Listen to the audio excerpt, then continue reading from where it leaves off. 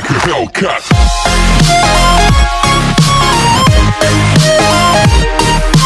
Drama की शुरुआत Jason period से होती है, जहाँ पर एक आदमी को हमें दिखाया जाता है। ये आदमी जड़ी बूटियां जंगल में लेने के लिए आया होता है। फिर तभी हमें यूनहो को दिखाया जाता है, जो कि इंसान नहीं बल्कि नाइन टेल फॉक्स होती है। तभी हमें दिखाया जाता है कि यूनहो इस आदमी के पीछे खड़ी होती है। तभी अचानक से ये आदमी यूनहो को देखता है और डर जाता है और यहाँ से भागने लगता है। तभी अचानक से वो आदमी गिर जाता है और यूनहो से पूछता है कि तुम यहाँ पर क्या कर रही हो अकेले। फिर यूनहो कहती है कि मुझे पता है तुम यहाँ पर किस लिए आए हो। तुम्हारी मदर की तबीयत खराब है, इस वजह से तुम जंगल में जड़ी बूटियां लेने के लिए आए हो ना। इसके बाद ये आदमी यूनहो को कुछ दिखाने लगता है। तभी अचानक से यूनहो यहाँ से गायब हो जाती है।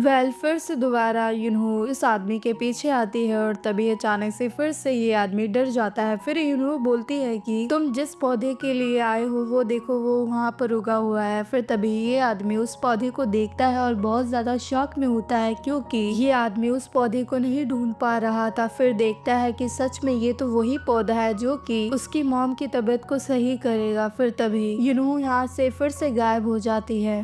नेक्स्ट सीन में हमें एक ब्राइड को रेडी होते हुए दिखाया जाता है, जो कि एक घूमी होती है। यहीं पर हमें यूनहो को दिखाया जाता है, जो कि अपना रंग रूप बदल कर यहाँ पर बैठी होती है। एक्चुअली ये ब्राइड यूनहो की बहन होती है। फिर तभी यहाँ से सभी लोग चले जाते हैं। फिर यूनहो अपना रूप बदल लेती है, फिर अपनी सिस्टर से बातें करने लगती है। एक्चुअली यहाँ पर उसकी सिस्टर की शादी उसी लड़के से हो रही होती है जिसको ये पसंद करती थी। इसके बाद यूनहो अपनी बहन को हक करने के लिए जाती है। यहीं पर यूनहो की बहन अपनी बहन को हक करती है। फिर तभी यूनहो को दिखाया जाता है, जो कि सच में नाइन टैलो वाली फॉक्स होती है। यहीं पर हमें बाहर का सीन दिखाया जाता है, जहाँ पर बहुत सारे लोग शादी में आए होते हैं। फिर हमें यूनहो को दिखाया जाता है, जो कि अपनी सिस्टर को देख रही होती है। यहीं पर हमें ग्रूम को दिखाया जाता है, जो कि एक इंसान होता है और यूनहो इन दोनों को देखकर बहुत ज्यादा खुश होती है और यूनहो अपने पास्ट में अपनी सिस्टर के साथ बिताए हुए पल को याद करने लगती है कि कैसे अपनी सिस्टर के साथ बाजार जाया करती थी। फिर हमें प्रेजेंट का सीन दिखाया जाता है, जहाँ पर यूनहो देखती है कि अचानक से मौसम चेंज होता है और रेन स्टार्ट हो जाती है। फिर तभी हमें यूनहो को दिखाया जाता है, जो कि फ्यूचर देख सकती है कि उसकी सिस्टर की आने वाले फ्यूचर में उसके साथ क्या क्या होने वाला है, मगर यूनहो अपनी सिस्टर को ये बात बता नहीं सकी। इसके बाद हमें फ्यूचर दिखाया जाता है, जहाँ पर यूनहो के सामने एक आदमी घायल पड़ा होता है और उसके सर से ब्लडिंग हो रही होती है। फिर यूनहो उस आदमी को देखने लगती है। फिर ये सीन यहीं से कट होता है। फिर हमें ग्राउंड का सीन दिखाया जाता है, जहाँ पर कुछ प्लेयर्स फुटबॉल खेल रहे होते हैं। यहीं पर हमें दिखाया जाता है कि इस ड्रामा का मेन लीड कांग सियोल, जो कि फुटबॉल खेलने में बहुत ज्यादा स्मार्ट होता है। यहीं पर हमें दिखाया जाता है कि फॉरेन के कोच भी कांग सियोल को खेलते हुए देख रहे होते हैं। फिर तभी फॉरेन के कोच कहते हैं कि सच में कांग सियोल बहुत अच्छा खेलता है। इसके बाद हमें कांग सियोल को दिखाया जाता है, जो कि दूसरी टीम के साथ मैच कर रहा होता है। फिर तभी दूसरी टीम के मेंबर ने कांग सियोल को धक्का दे दिया, जिससे कांग सियोल गिर जाता है। एक्चुअली कांग सियोल के दोनों कोच ने कांग सियोल को मना किया था कि अच्छे से मत खेलना, ताकि अमीर लड़कों को सेलेक्ट किया जाए। फिर तभी अचानक से कांग सियोल अपनी कोच की बातों को इग्नोर कर अपने टैलेंट को दिखाने लगता है। तभी ये मैच सभी लोग देखकर हैरान होते हैं। यहीं पर हमें दिखाया जाता है कि कांग सियोल के कोच कांग सियोल को देख रहे होते हैं। फिर हमें कांग सियोल के कोच को दिखाया जाता है, जो कि कांग सियोल को पीट रहे होते हैं, क्योंकि कोच के मना करने के बावजूद भी कांग सियोल ने अपने टैलेंट को कोच के सामने दिखाया। एक्चुअली कांग सियोल गरीब होता है और सही समय पर फी पे नहीं कर पाता है। फिर ये सीन यहीं पर कांग सियोल को दिखाकर कट होता है। फिर हमें बाहर का सीन दिखाया जाता है, जहाँ पर हिंसुक के फादर सभी प्लेयर्स को रिफ्रेशमेंट बांट रहे होते हैं। फिर तभी हिंसुक देखता है कि सियोल आ रहा है। फिर हिंसुक सियोल से रिफ्रेशमेंट के लिए पूछता है, मगर सियोल मना कर देता है। फिर हमें हिंसुक के फादर को दिखाया जाता है, जो कि कोच से मिलते हैं और एक्स्ट्रा मनी देने लगे। फिर यहीं पर कांग सियोल ने ये सब नोटिस किया। फिर कांग सियोल सोचने लगता है। फिर तभी ये पार्ट यहीं पर एंड होता है। मिलते हैं नेक्स्ट पार्ट के साथ।